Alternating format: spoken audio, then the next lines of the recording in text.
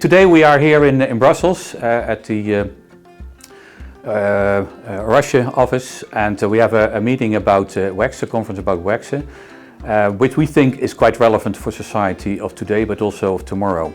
WEXHE is about developing entrepreneurship and work-based learning in higher education, and we think that is crucial for the future of not only higher education but also for society.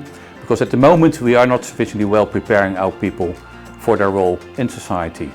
As we have noticed in different surveys, that people are missing the key skills and competences to be well employable in companies, in organizations.